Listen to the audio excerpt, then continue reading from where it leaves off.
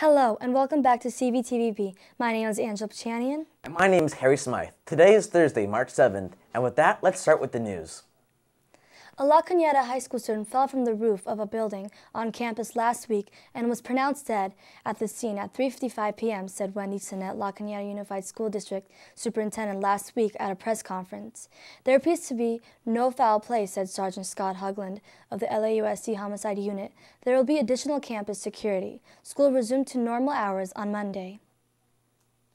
Glendale Water and Power, known as GWP, just released its final project report to the California Department of Public Health, culminating 10 years of research at a cost of nearly $9 million, identifying water treatment technologies that can be used to remove hexavalent chromium, also known as chromium-6, from drinking water supplies. The Glendale City Council took on this significant research effort to identify ways to minimize the presence of this contaminant in our local water supplies. State and federal agencies will use this information as part of their efforts to set a specific drinking water quality standard minimum containment levels for chromium-6 in water supplies.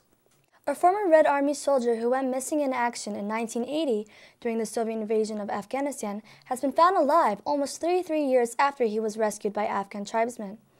Now living under the name of Sheikh Abdullah and working as a traditional healer in the Shinan district of Afghanistan, the former Soviet soldier Bagritin Kakmomov, an ethnic Uzbek, was tracked down by a team from Warriors Internationalist Affairs Committee, a nonprofit Moscow-based organization that leads the search for the former Soviet Union's MIAs in Afghanistan.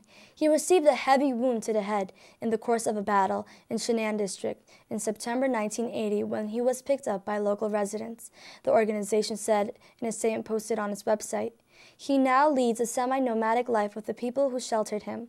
The organization said it made contact with the man 2 weeks ago, and while he had no identity papers, he was able to positively identify photos of other Soviet servicemen who served at the time.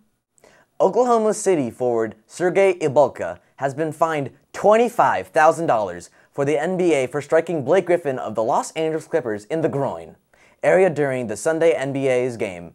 The league also upgraded the flagrant foul one in the Spaniard who was given for hitting Griffin, as the two battled for position in the point at flagrant foul 2, meaning Ibaka should have been ejected from the game.